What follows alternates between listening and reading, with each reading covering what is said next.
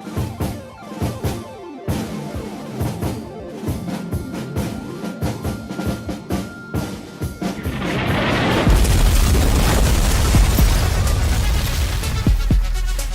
to Politics Done Right. I am your host, Egberto Willies. This is the progressive program that will take the mystery out of politics. This is the program that will encourage you to make sure government becomes we the people. Whether you are liberal, conservative, or otherwise, you get to air your point of view. Remember, you can also send me a tweet to EGBERTOWILLIES. That is, at Egberto Willies. Let us engage. It is politics done right. 1, 2, 3, 4. Well, folks, welcome to one more edition to Politics Done Right. I'm Egberto Willies, your host. Thank you so kindly for being a part of the show. We are going to have a great show for you today as soon as we get these microphones adjusted to the right levels. Anyhow, folks, look, we are going to have a great show, and this is a very important show. But then again, I tell you the show is important all the time, right? But why do I tell you that? Because guess what? The show is important. We are in important times. We are in difficult times. We are in times right now that we have got to be serious. We have got to know what we're doing. And guess what, folks? It is serious. The title of the show today is They Asked Bernie if he would support the Democratic nominee. Now the question is, centrists, will you? Subtitle of the program is Differences Do Not Have to Be Divisive. The left side of the Democratic Party has proven support for the party over and over and over, proven support for the party. Now that left side is likely the more dominant based on polling. Will centrists do the right thing? Remember, these things don't have to be divisive. We just have to be practical. We just have to do what's right. And what's right is always going to be supporting the policies or supporting those who are going to institute policies that are middle class and poor centric. Anyhow, centrists are very concerned. If you watch what is supposed to be the bastion of progressive media, it is evident that it is but a facade. A panelist on Morning Joe slipped and said something that most of us knew all along. He said he would vote. This is a democratic progressive speaking now. This is a democratic progressive speaking on Morning Joe's program. And what did he say? He said he would vote for Donald Trump before he voted for a socialist. Of course, he meant Bernie Sanders or Elizabeth Warren or any Democratic candidate that did not give an ode to unfettered capitalism. So if you notice, every Democratic candidate that goes on TV right now, what do? They start talking to them and the person says, okay, are you a capitalist? And they want somebody to answer that. How do you answer, are you a capitalist? What does that even mean? What does that even mean? Does it mean, do you support the economy as it works today? The answer is no. Do you support, let me ask any middle class person, any of those 80% of Americans that are a paycheck away from insolvency. That's what it is. 80% of Americans. 80% of Americans, if they lose a paycheck, they're in dire straits. So now, you ask the person, the first thing you ask a Democrat when they come on your show, are you a capitalist? You know what? If that Democrat answers, oh yes, we're a capitalist country and I'm a capitalist. If he answers like that, then that immediately, if that 80% of Americans are thinking, they would say, well, that means you're not for me because this economy currently is not working for me. And it hasn't worked for me for a long time. So that's not the answer up to the question. In fact, it shouldn't have been the question in the first place. It should not have been the question in the first place. So why do these guys think the first thing they have to ask every Democrat are you a capitalist? So, of course, he meant Bernie Sanders, right? He said he would not. These guys do not care about what most Americans want. It is all about keeping Americans between a narrow window between the left and right rails. Navigate beyond that and they will have none of it. Folks, it is time to wake up. It is time to build a real middle class and poor alliance where the parties must shop for their support as opposed to the converse. In other words, it is time for us not to be saying, are you a Democrat or are you a Republican? Look, Egberto Willies, let me take my host hat off for a minute. I am no longer KPFT host right now. Egberto Willies, the individual, is a progressive. First and foremost, a progressive. Whichever party is supporting progressivity, progressive values, that's who I fight for, because progressive values mean support for the middle class, for support for the poor, support for those people who are out there doing the work. So, folks, we'll talk about that later on. But before we get to the program, I want to remind all our listeners that KPFT is a bastion of intelligent voices and programs. As a political activist myself, my favorites are Think Wing Radio with Mike Honig. At Mondays at 3 p.m. That's right. And we have Open Journal with Dwayne Bradley and the crew. Absolutely, at 6 p.m. on Mondays. And then we have Jazz Latino of Rocky Band Latin Jazz at its very best, hosted by Juan Flores and his new intern, Lupita. And Lupita. ¿Cómo estás, Lupita? How are you doing, Lupita? Estoy bien, ¿y tú? Luchando con la vida como siempre. And then, of course, and by the way, that is Tuesdays at 12 noon. That's right. And then we, of course, have the one and only, the voice, the one and only, the voice. That's right. That's right. It's me, Naboo. Who's that? From Generation Radio. Naboo from Generation Radio. But we got to say better than that, man. Let me bring you in first. Oh, please. I was trying to kind of give a little bit more. This is Generation Radio, a weekly radio program featuring an eclectic mix of Asian underground, Bhangra, Bollywood, funk, Hindi, where ancient sounds meet future beats, and it's what I go home to after I leave the show. Folks, you got to listen to that music. And I heard you guys are like one of the features at the birthday party that I may not be able to attend. Yeah, I'm going to be playing stuff in between the band. So you as it turns out, that may be the best part of the show.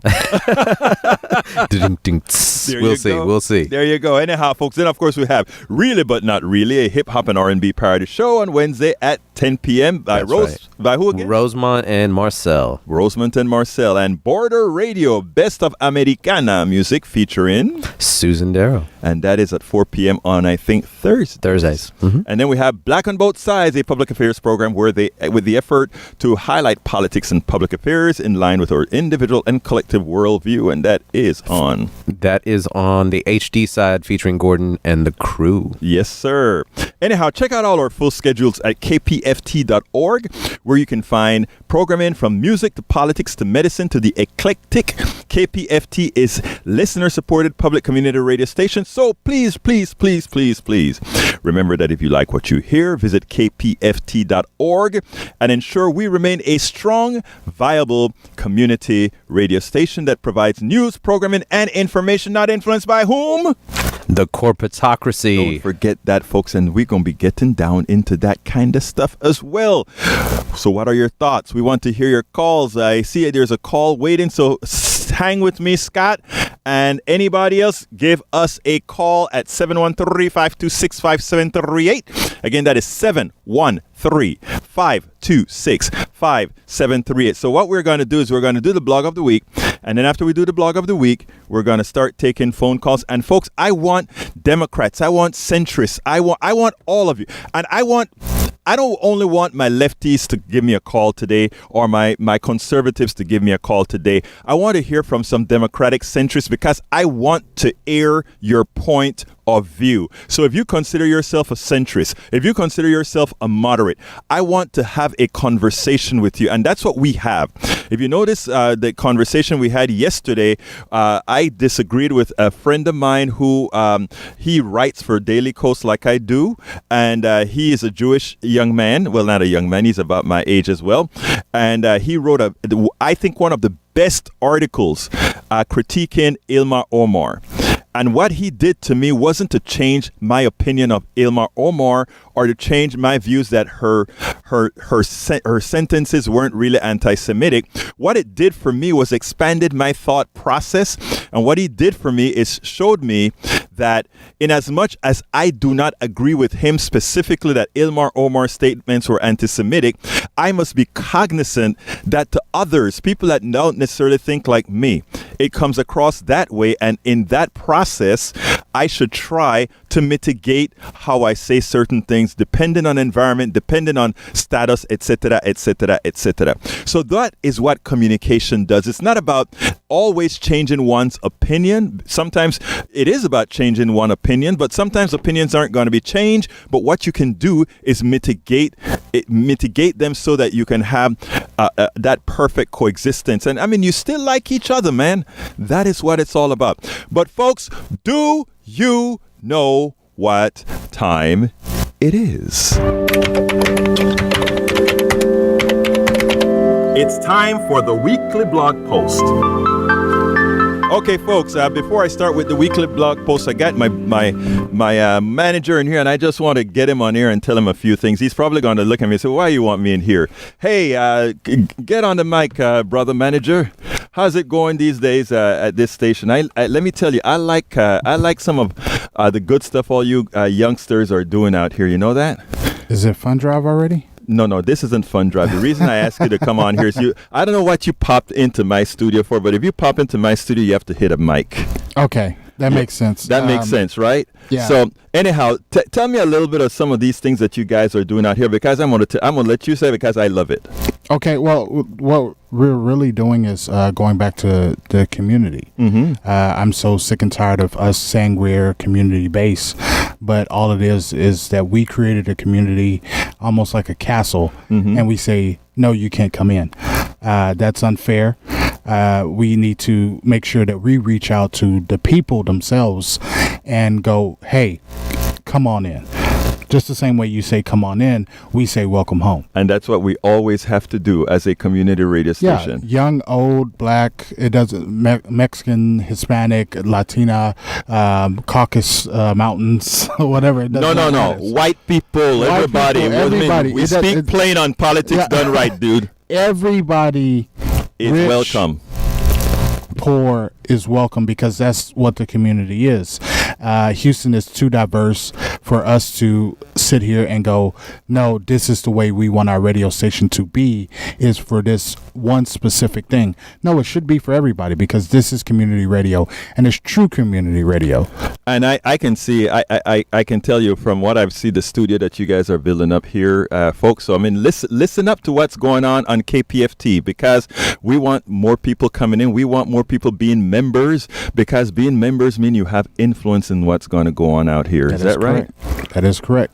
You know, so I mean, anyhow, Don, keep up the good work. Nabu and all you guys are really kicking some butt out here. You know, I'm I'm like the old man here watching all you young guys produce. Yeah, and I'm the youngest one here, so. Oh, get out of here, man. Hey, nice seeing you, buddy. Yes, sir. All right. All right. And let's bring it back. And you know what time it is? Hey. The corporatocracy. Oh, man, you got to do it right. You got to do it right. Anyhow, Nabu, are you laughing? Nabu, you're my engineer today, and you're laughing at me today, Nabu? I'm not laughing. I'm providing commentary. Oh, you're providing. Okay, Nabu. Okay, let's go. Time to go to the. You know what? Give me that music again, man. Is it still queued up or is it gone? It's not queued up anymore. Okay, don't worry about it. Anyhow, folks. This is a blog of the week. Ta ta ta ta ta. Click click click click click click, and that is the keyboard. All right, here we go. Title of the blog of the week is Will Democratic Centrists Support a Very Progressive Candidate? And here it goes. Many continue to live in 2016 questioning whether the progressive wing of the Democratic Party is at fault for Hillary Clinton's loss. Now, a friend of mine the other day said, why are we talking 2016? I love her.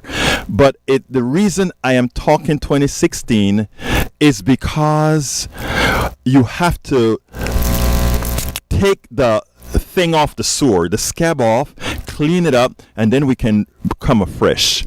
Most progressives I know dusted off their loss in the primaries and went all in for her. In a time when the country seems right for a progressive candidate, the question is, can one expect centrists and corporate Democrats to vote for the most progressive candidate? If one starts to observe the assault on progressives by the media, centrists and corporate Democrats, it is not easy to ascertain. I am around so many good centrist Democrats who believe that progressives have horns.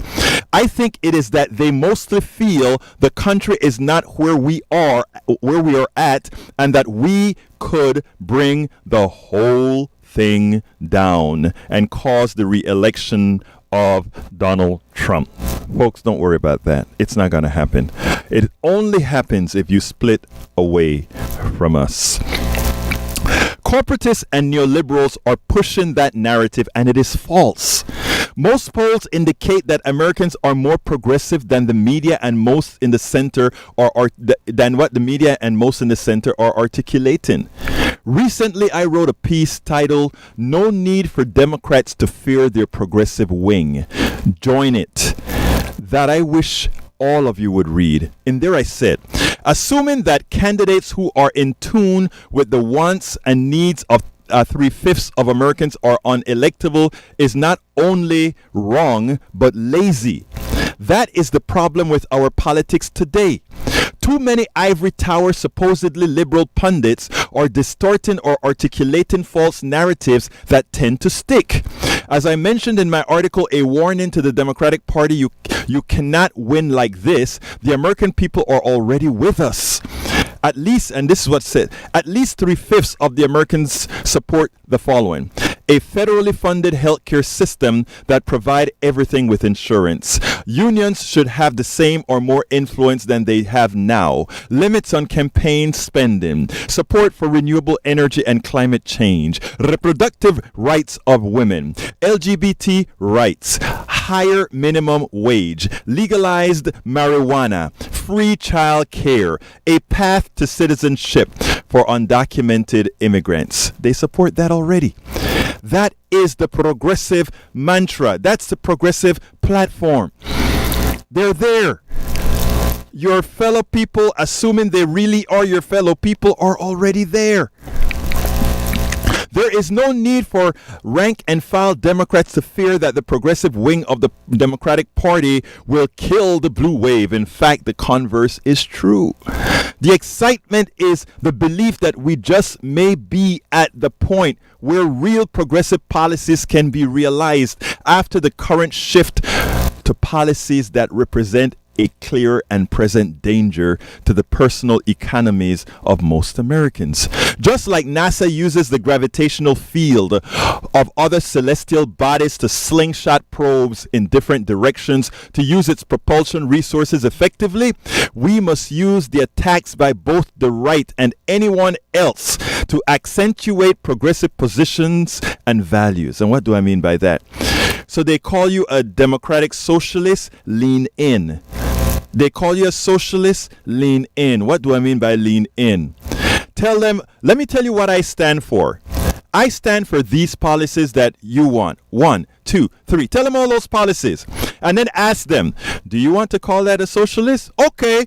If you want to call it a socialist, somebody who wants free enterprise, somebody who wants that thing, okay, whatever you want to call it, but these are the things Americans want. Lean in. Do not run. Do not cower. Lean in. Lean in. Those who oppose us will get all the media platform they want in an attempt at marginalization. At times, they will bring us to their appearances with the expectation to either put us on the defensive or to ridicule us. You see, it's easy to do that. As I explained in the post, the 5 issues Democrats and progressives must push to win, we must have a simple message at the tip of our tongues, ready to tell constituents that what Democrats will do for them. Here it's the bottom line. I wrote this in a group where we had Democratic factions fighting. I do not want to be presumptuous at all. But if I feel I must say this for what it is worth, the Democratic field is going to be huge. The absolute truth is that there is at least an 80% similarity on issues, even with the more neoliberal candidates. Democrats cover a wide spectrum from very left, like I am, to what I call Republican light. Every gradation of Democrats running is better than what we've had. I may feel that what I think is best, like every single Democrat believes as well. It is my job, our job, to make that case to convince others that our position is the preferred one for us to get to our ultimate candidate. If you are making your case in anger or disdain for someone who is simply doing what you are as well, no one will be listening. Just talking to thin air. If you want to win, we better first listen, analyze, modify our case, and then move on. And when the primary is over, unite behind the choice. It is a democracy.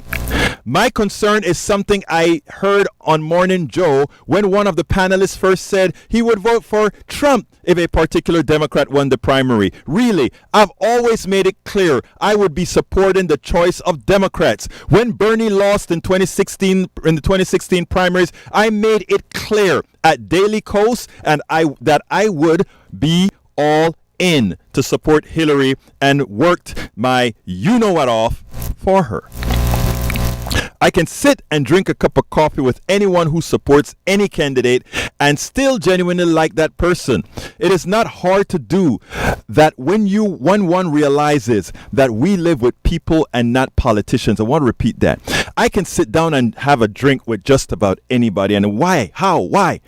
It's easy. Because I realize the most important thing. And the most important thing is this.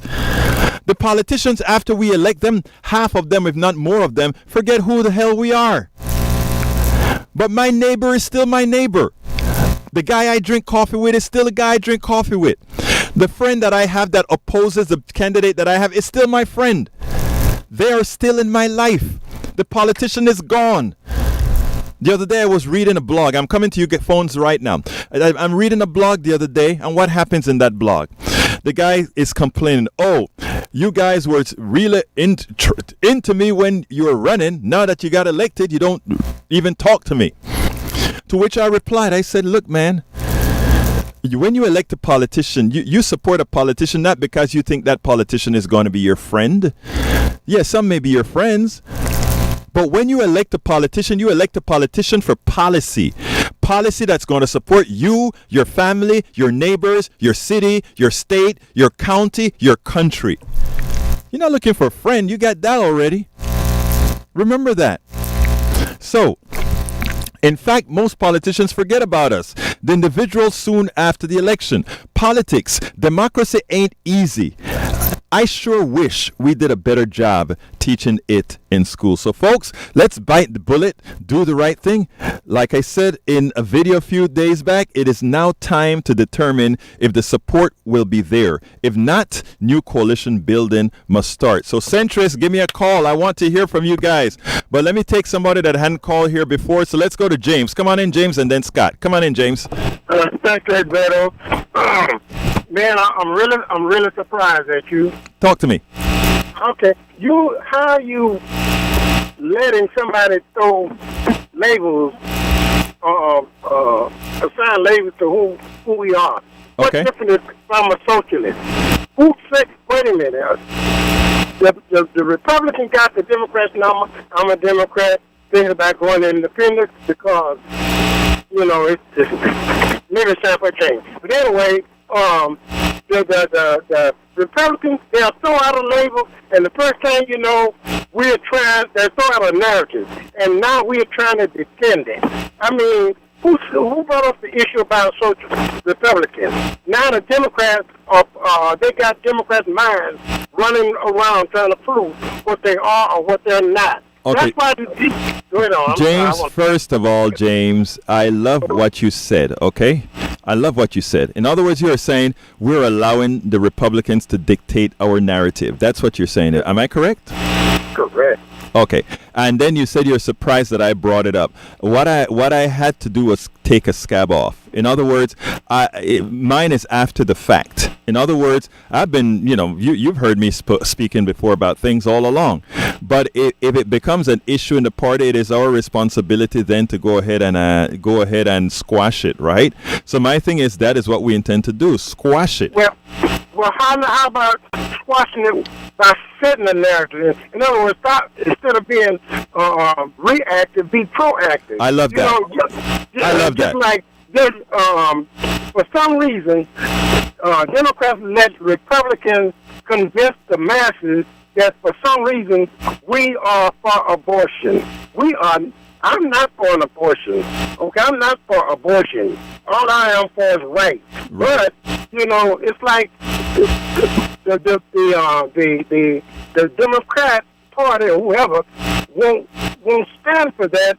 I mean, how you say, lift up that understanding. We just accept it. Okay, I'm a Democrat, so I'm pro-abortion or whatever. James, James, that is profound. That is profound, and let me tell you why that is profound. Because and I think you should probably have heard me say that on the radio already. It's not about being for abortion; it's about being for women's rights.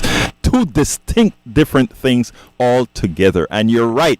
And what we need, though, is just as you called in and laid you called in and forced me to address that. That is what has to be done so that other people, because when you call in, there are tons of other people listening to your discussion right now, the discussion that we're having right now, and then that makes a difference. Yes, Democrats are for women's right to control their own bodies. It's not that Democrats are for abortions. It so happened that abortions are also in a woman's own purview, not us men or anybody else. And one more thing. Yes. This issue about the lady who's supposed to be accused of speaking against Jewish people. Right. Ilma Omar. Yes. Well, to me, I believe that the point she's trying to make is just like any business.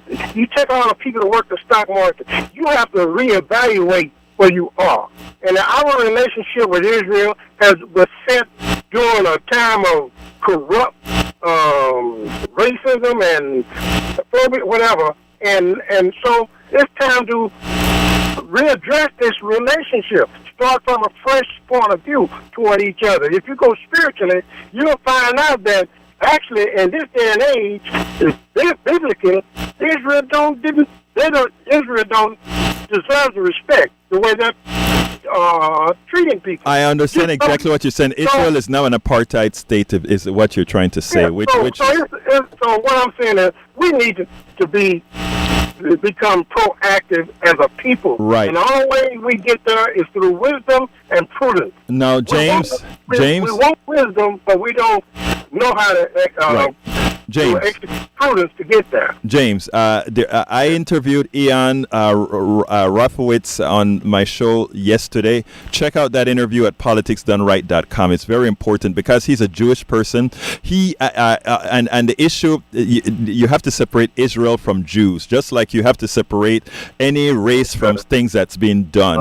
And that is exactly what we did in that interview that I spoke about. So go to politicsdoneright.com and check that out. It's an important interview with a Jewish guy a Jewish scholar who knows exactly what he's talking about. And in as much as he then convinced me that what Ilhan Omar said was anti-Semitic, what he did convince me of is we have to make sure in other people's eyes not to let them believe that we are coming from an anti-Semitic point of view, which is the same way black folks feel or Latinos feel or other people feel when certain analogies are made. That's all. All right. Thank you. Thank you so kindly for calling in, James. Okay, I'm going to Scott and then John. Come on in, Scott. Hi, thank you. Yesterday on Facebook, I found a thread discussion about socialism. Mm-hmm. And there was one guy who said an economy is either socialist or it's capitalist. And somebody else said, and no, there's a spectrum. Right. And I said, of course there's a spectrum. But there's a little confusion, I think, because I have the same name as the thread leader, and he may have said something else. But I do think it is a convenient theory. It's convenient to Republicans to assume that there's an absolute difference between capitalism and socialism. Yes. And socialism it's a cuss word that Republicans use for any government policy they don't like. In fact, Milton Friedman once said that the war on drugs was socialist. I thought that was pretty cute. That is cute. Hold on a second. 713-526-5738. A lot of lines are open. 713-526-5738. We have a lot of lines open. Let me respond to you, Scott, with one particular issue when we talk socialism, okay? And why I tell people whenever Republicans start teasing you about it because they're trying to scare Americans, they want to say, I'm talking Venezuela tomorrow, and I did a lot of things about Venezuela, and I showed what Republicans intend to do with Venezuela is this with us taking this interest in Venezuela now is no accident. It's by design because they need a boogeyman for a failing president, and the way you do that is you first associate, you start calling Democrats socialists, and then you find a horrendous socialist state that we are close to, Venezuela. You show the crisis that is occurring there. You know that we want their natural resources, so you keep the businessmen on board, and you also want to scare Americans, so you say, hey, do you want us to look like Venezuela? That's what socialist is. Democrats are socialists. Bingo. Americans are scared. They don't vote for Democrats. So what I tell people, we have to lean into what we're doing for Americans, and then let them go ahead and say, okay, what the Democrats want to do is socialism, and say, okay, if you want to call that socialism, I don't care, but that it's neither Venezuela, it's what the American people want. You have to argue with them smartly. Well, there's a guy on Facebook who is bringing up Venezuela all the time. Exactly, of course. And he says Scandinavian countries must be capitalist because they are successful. Well, I mean, the truth of the matter is, I believe in people don't understand. The reality is people don't understand. And this is not a show on capitalism, right? But the people don't understand what the true definition of capitalism. And sometime I'm going to simply do a show on the difference, because I think Americans equate democracy and capitalism. They equate free enterprise and capitalism. They are not the same. And one of the things that I would like to do sometime in the near future is really discuss those differences. And I'm not talking about books now. I'm not talking about anything that you're going to find specifically or necessarily in books. We're just going to talk practice, because practice is what, people can have all kind of the ideas of how things really function, but we can go ahead and say, but this is how they are actually functioning. I got to go to the other call. Scott, do you have anything else quick to say? Well, the Scandinavian countries do have private sectors. In fact, in 1983, I could get a hotel room for $30 a night, but more recently, 2009, couldn't find a hotel room for less than $200. These are privately owned hotels, and I think they've gotten a little American. Okay, folks, we have open lines. Thank you. 7-1. Thank you very much, Scott. Open lines. Lines are wide open. 713-526-5738. Again, that number is 713-526-5738. We only have one caller on the line right now, and that is Jan. Come on in, Jan. 713-526-5738. Hi, good afternoon. How you doing, Jan? I'm doing well, and thanks for taking my call. A couple of things. First is, I loved hearing your previous caller mention Milton Friedman. Right. As I understand it, one of the reasons that Bill Clinton left us in such great economic shape when, after serving 2 terms, is that he took the best of Milton Friedman and the best of John Maynard Keynes, and who most people would think have completely opposite economic philosophies, and that's not true. There are several high points where they met, and whether you want to call one strictly capitalist and another more toward the socialist spectrum, the English language, I think, fails us when yes. we start to label these things on the political spectrum and on the economic capitalist spectrum, those sorts of things.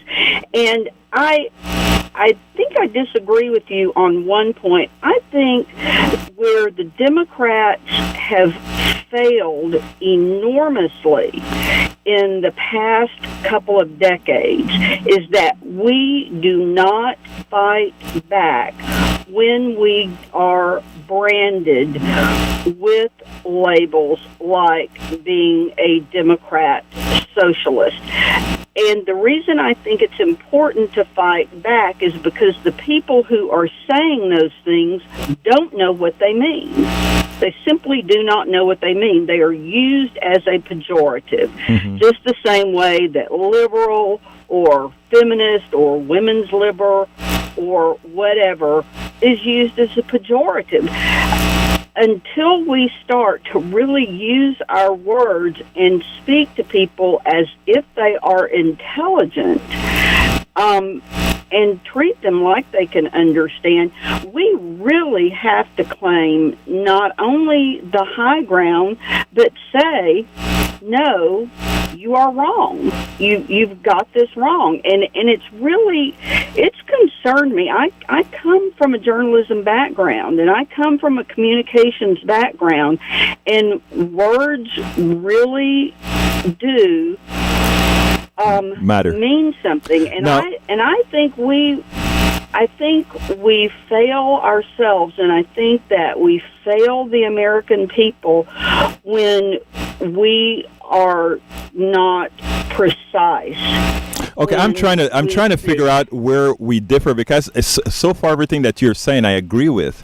So I'm trying to figure out where are we different. Well, you were saying lean in when people call us Democrat, socialist, lean in. I think there has to be more to it than that. For instance, I think that you were listing a lot of things that the progressives are for.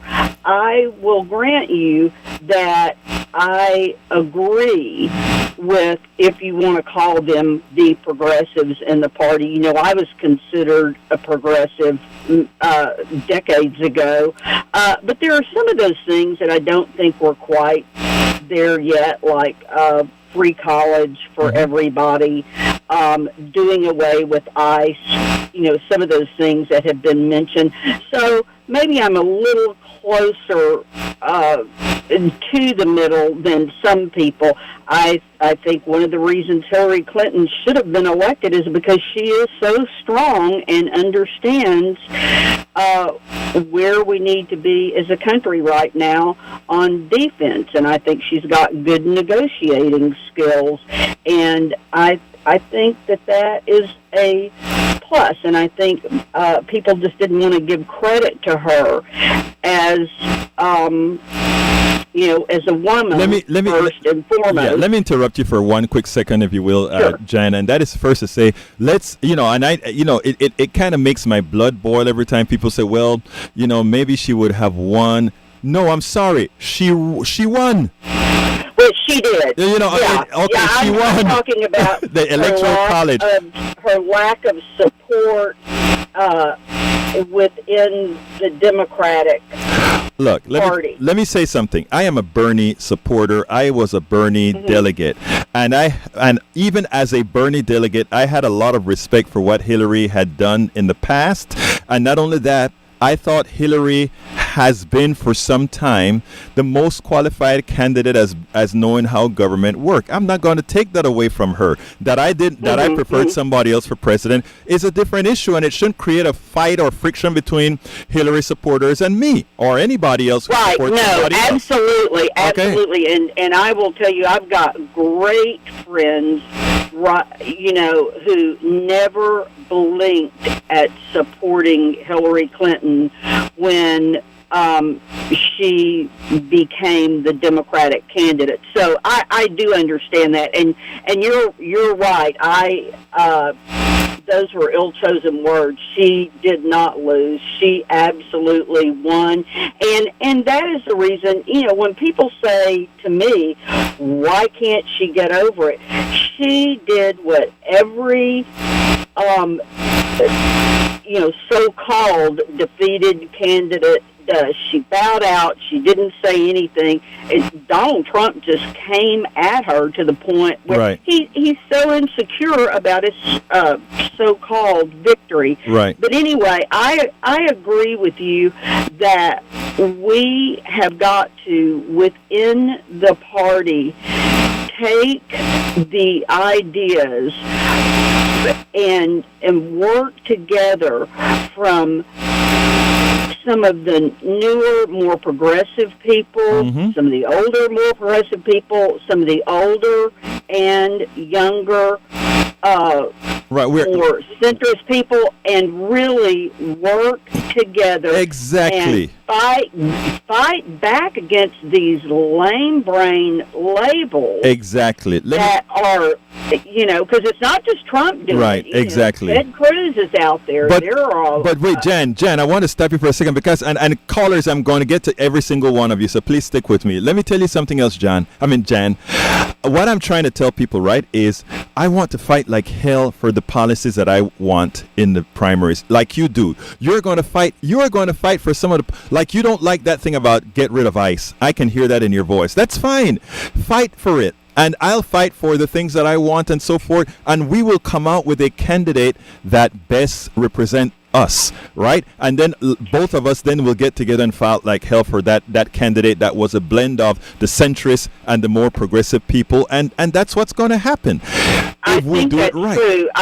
I guess my point is I'm not sure that at this stage that those battles are where we need to take our hits. I think that when we get to Milwaukee, is it? That's where we're going to have the convention, right? Which is a great town, by the way. Never been.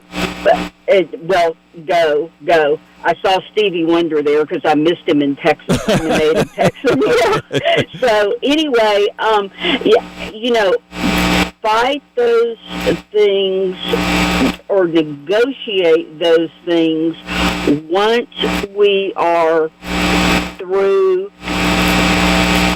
picking the nominee. I don't want to see us bloody each other up before we really get to the front lines. I have a concern about that. But, again, mainly what we can all do now is defend each other against these erroneous labels. Jan, what I got to go right now, but I do want to have these, I don't want to call them fights. I want to have these airings because I want us to learn how to be able to discuss in public and show that we throw these ideas out there and we talk about these ideas. Like I said in a group where we had a problem, let's be adults about it. But Jan, thank you so much for such a great dialogue. It's been a long time. I appreciate it. You have a wonderful day.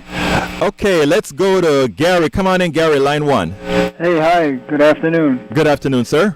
Two quick things. I know we can all agree that socialism, the word, is definitely a loaded word. Yes, it is. And has lots of varieties. Let me just quote something from a 2017 article, short from the socialistworker.org. It says, Venezuela has remained a capitalist country through and through, despite the social achievements of the last 18 years. What has failed is not socialism, but a system that has been capitalist in its economic and political domination by a minority over the majority. So even the socialists are not convinced that Venezuela is a socialist country, despite what the Republican talking points are. Well, it's interesting because there's a video that I'm releasing tonight where that combines a piece of the show that I did yesterday on Politics Done Right that is going to kind of articulate something like that about failed economic systems. Yeah. And when I give that thing, it's going to give some credence, not credence, it's going to what I want to say, it's going to bolster some of what you just said right here, because that is in fact the fact. Yep. There are certain things about Venezuela people don't understand. That is like the private sector crippling the country because they don't have their way right now, and thinking they can cripple the country out of the economic system most people want in that country. But anyhow, what was your second point? I know. I was wondering if you've ever looked at Bolivia when you talk about South America. What's his name? I forgot his name. The president of Bolivia now. Yes, I have. Okay, Yes, I have. I think that's probably a better example of a socialist experiment that seems to be more on the rails than off. Right. I got you, buddy. The other quick thing, Umberto, is when you ran through your list of progressive priorities at the beginning of the show, did you mention climate change at all? Yes, I did. I don't remember in what part I said. There's a list of things. I did it in the blog of the week. Oh, and okay. in there, I didn't catch it when you were going through it on the show today. Yeah, take a look at the blog, the blog that it's all there. It says it gave a list of the things that all Americans want, and I think I said in there. I actually said reproductive rights, limits and campaign support for renewable energy and climate change. Yeah. So it's there. My point was, what kind of a political system would we have if we had a climate in which we had a Harvey-sized storm every month? Oh boy, you know what? I don't have to tell you that because you've already thought about it. Got to go, my friend. Man. Thank you so kindly. Have a good one now. Bye-bye. Okay, let's go to Mark, line 2. Come on in, Mark. Hey, how you doing? Talk to me, my brother. Okay, I think somebody figured out a way to elect the kind of candidates you're looking for. I read it today. It was on Corey'sDigs.com that Alexandria Ocasio-Cortez, that she was basically selected out of interviews of thousands of people. They're looking for somebody that they could run, and basically it's the guy from, I can't remember the names now, the guy from the Young Turks was head of it, and what they do is they find the people, they interview them, they pick the candidates, they push them, but they push the issues too. It's a very interesting article, and they really weren't trying to hide it either. I think it's, I guess an effective way, but it's also kind of scary that, it's not her opinions, it's kind of what she's being told to say. I don't think that's the kind of candidates we need either. Okay, let me tell you something. Okay, I like the way some people would say things like that, right? I don't think I'm too foolish. I don't think I'm too silly. I don't think I'm too stupid. I think I have a little bit of a mind. And I spoke to Alexandria Ocasio-Cortez. I didn't listen to her interviews. I interviewed her. And not only that, I also sat down with her before the interview and after the interview and went over a whole list of topics, just shooting the bull at Netroots. And I can tell you one thing. Alexandria Ocasio-Cortez isn't the caricature many are trying to make her. The woman is genuinely smart. The woman has genuinely been out there in the field as an activist, and that's one of the soft points I have for her. She's not a politician who've just done policy, but she's been out there in the field just like many of us who are activists have. So, there's going to be a whole lot of counter-narratives that try to deny how smart she is, mostly because she's a woman, mostly because she's a Latina. I can tell she's smart. I know that. Right. I think last time I called you, it's like, how do we get money out of politics? And that's something too. Yeah, and that's what we're doing. I mean, if you take a look at I was a board member of Move to Amend, which had the 28th Amendment working on that, and I'm still a board member of Coffee Party USA, which is one of our main mantras, getting money out of politics. But guess what, my brother? I'm running out of time, and thank you so kindly for calling in. Got to go to the other call, okay? Thanks. Have a wonderful day now. All right, let's go to line 4. Tori, come on in, Tori. Hey, so I know you're already a Bernie guy. Yes. But for the people in Houston that are interested in Bernie Sanders, there is a Houston Organizing for Bernie group. You can check us out on Facebook. You can come to any of our meetings. Every 2 weeks or so, there's a meeting. And we're alternating between Cafe Express on West Gray and This Is It Soul Food down on the 3rd Ward. Coming up this Friday, the 22nd, 7 o'clock, Cafe Express on West Gray. We're having our third Organizing for Bernie Sanders meeting, and a lot of very energetic people show up. I am going to try to make that. I'm going to try to make that one. I'm going to try to make that one. But my God, I wanted to make the one where when you do it at This Is It, man. Get me some soul food. Oh, yeah, sure. Kind of got to get there early to get the good stuff. I know, because it goes pretty quickly, don't it? Uh-huh. Well, look, thank you. The whole socialism versus capitalism thing, I'm so bored with this. It's just private ownership versus public ownership, and we need a rational system. Some things should be private, some things should be public. Tori, and that's what I'm trying to tell Democrats to do. Don't run. Well, I already know when you I say know lean this, in, but, yeah. I mean, it's just, when I'm calling your show, I'm talking to the people of Houston. There you go, brother. We're already on the same page. I got you. Thank you so kindly for calling in, Tori. Right, cheers. Have a good one, brother. Have a good one. Okay, let's go to Anthony. And by the way, folks, we have a few open lines. Actually, we have a lot of open lines again. So call in 713-526-5738. 713-526-5738. Call on in. Come on in, Anthony, my brother. How are you doing today? I'm doing I just fine. want to say, I know I love Bernie, loved him in 2016, but this time around I'm supporting Tulsi Gabbard. Okay, I mean, that's fine. I mean, it's fine. Tell me. My main problem is like every media outlet is giving her the 2016 treatment of Bernie. Well, you know what? I have, something. I am guilty as well. I put in requests to speak to Beto again, to speak to what's her name, Elizabeth Warren, and I hadn't done one for Garbett. I'm going to do that because you're absolutely right. So, thank you so kindly for bringing that up, brother. Oh yeah, and also she needs donations. I mean, I know no call to action. Well, you're the host, you can't do. I can't do any of that. But 65K donations is what's needed. Yes, I heard that. I want her to get into I want Tulsi to get into the debate. She must get into the debate. But thank you so kindly, brother. All right, take care. Got to go. All right, Sally, come on in. Sally. Oh, hi. Hey, Egberto. How are you today? Great. How are you doing today? I'm hanging in there. You keep hanging, Sally. Talk to me. Oh, well, I just want a little advice since you're such a strong activist on how do we work on demonizing that word socialist when we all benefit from socialist programs already existing in our country. Let me tell you, first of all, I don't think we have to be concentrating on the word. I talk about, if you notice, I did a show that was titled Democratic Socialism and all that kind of stuff, and it was just sort of to make it par for the course, right? But I don't want, in my humble opinion, I don't want us to be going out there just talking socialism and using the word socialism necessarily, because I want people to understand what we want to do for them, right? Because what we want to do for them, a lot of it is going to be what you find in democratic socialism.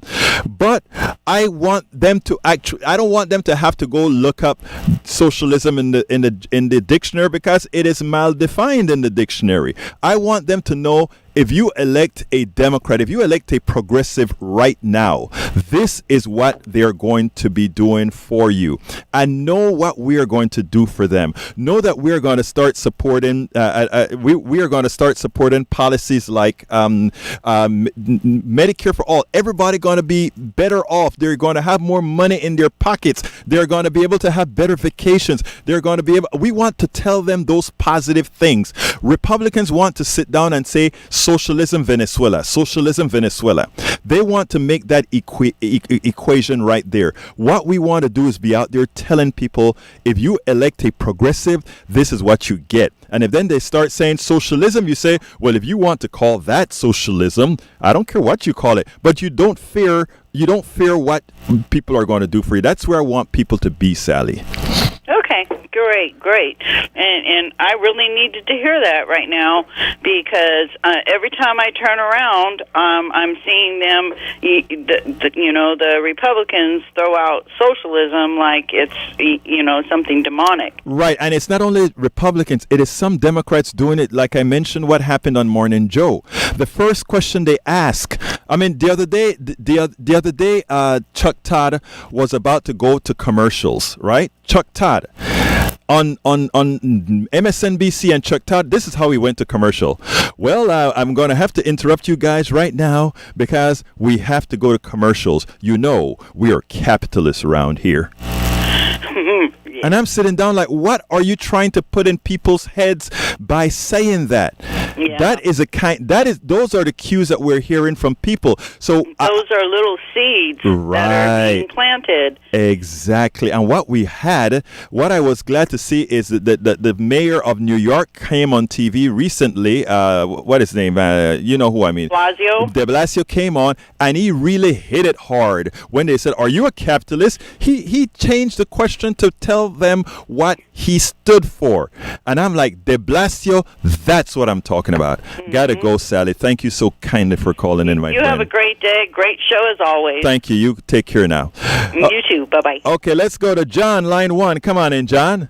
Hey, Alberto. Talk to me. I hear I keep on talking about Republican. Let me tell you something. You put a Republican, conservative, and a right wing in a room together, they'll be screaming and yelling at each other. So don't think they have the same idea, please. I keep on hearing y'all saying that. Thank you for saying that, my buddy. So I mean, a lot of people don't realize that. You know, they'll sit down and think only progressives and the middle or centrists argue. But you know, you put those two in a room and actually you get nothing done. If you take a look at why we hadn't had anything done in the latter years of Bush and all of that, they were all Republicans fighting among each other. They couldn't get anything done in the last. Exactly. And then when you had another thing, yes, I could believe you said you would have voted for Hillary Clinton.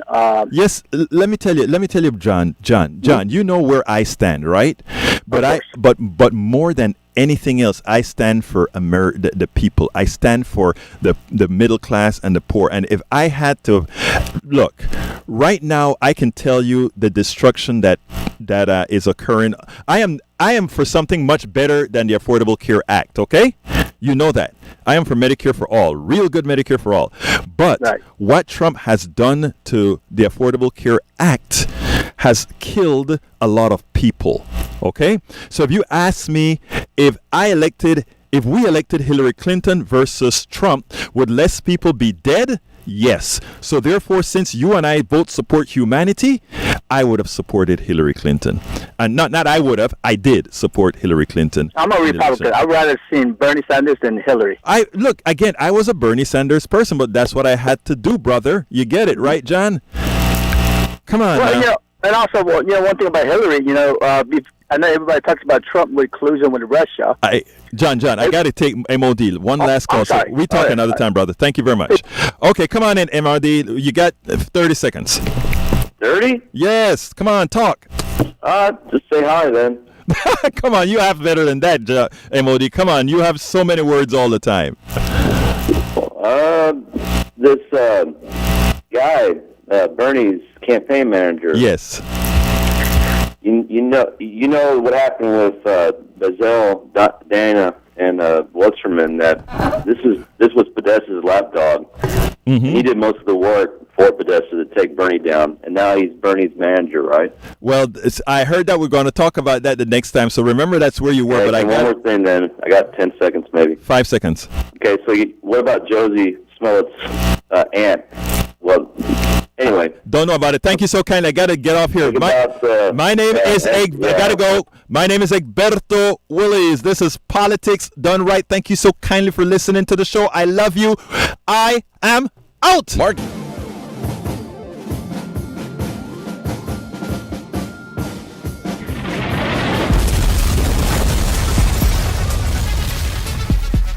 Welcome to Politics Done Right. I am your host, Egberto Willies. This is the progressive program that will take the mystery out of politics. This is the program that will encourage you to make sure government becomes we the people. Whether you are liberal, conservative, or otherwise, you get to air your point of view. Remember, you can also send me a tweet to EGBERTOWILLIES.